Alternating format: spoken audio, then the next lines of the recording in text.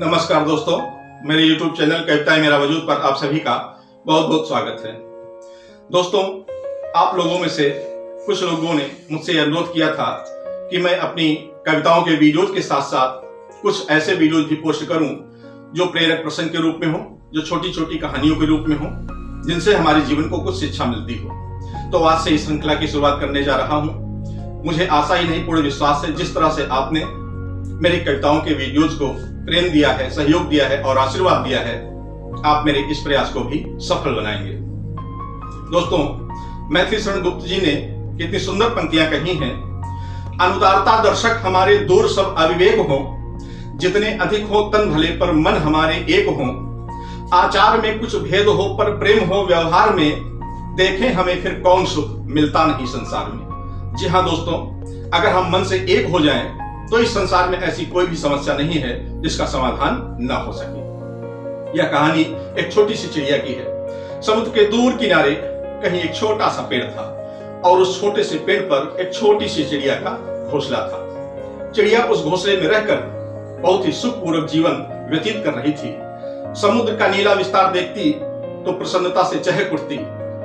एक दिन चिड़िया सुबह दाना चुगने के लिए चली जाती है और जब लौट कर आती है तो देखती है कि उसका घोंसला वहां पर नहीं रहता है। वहां की स्थिति को देखकर चिड़िया ये अंदाजा लगा लेती है कि समुद्र की लहरें उसका घोंसला अपने साथ बहाकर ले गई हैं। वह किनारे पर बहुत देर तक अपने घोंसले को ढूंढती रहती है, लेकिन उसका घोंसला उसे नहीं मिलता।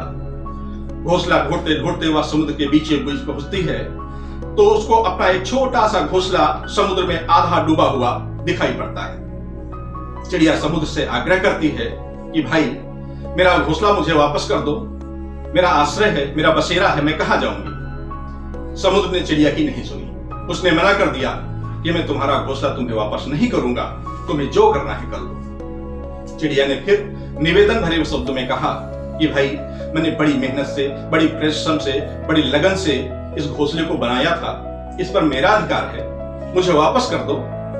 समुद्र फिर हंसा और उसने कहा कि नहीं वापस करूंगा, तुम्हें जो करना है कर लो। फिर चिड़िया ने कहा कि घोंसला तो तुम्हें वापस करना पड़ेगा, सोच लो, वरना अंजाम बहुत बुरा होगा। समुद्र और जोर से हंसा।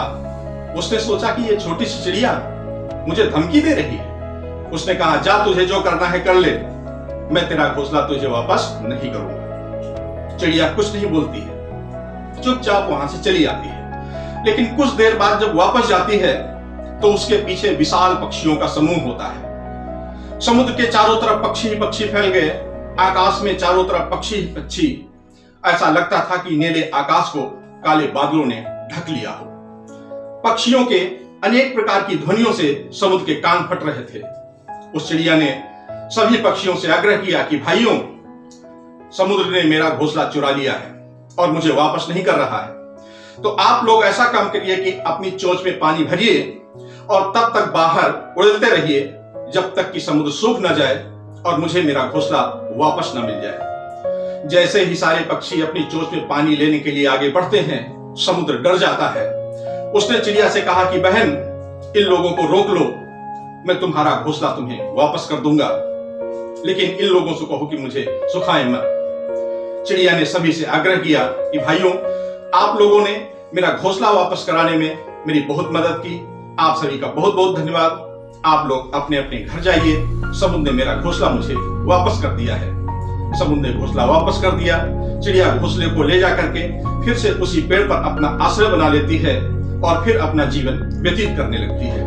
दोस्तों, इस कहानी से हमें यह सीख मिलती है कि अगर हम मन से एक हो जाएं, विचार से एक हो जाएं, तो कोई भी समस्या ऐसी नहीं है जिसका समाधान न हो सके। तो इसलिए दोस्तों, हम सभी को एक होना पड़ेगा, तभी हमारी देश की अखंडता और संप्रभुता सुरक्षित रह सकेगी। दोस्तों, ये कहानी आपको कैसी लगी कमेंट्स बॉक्स में जरूर बताइएगा। और मेरे चैनल को अगर आपने सब्सक्राइब नहीं किया है तो कृपया सब्सक्राइब कर लीजिए, बेल आइकन जरूर दबाइएगा, मेरी वीडियोस को लाइक कीजिए, शेयर कीजिए। तो दोस्तों, फिर मिलेंगे एक नई कहानी के साथ। तब तक के लिए आप सभी को नमस्कार।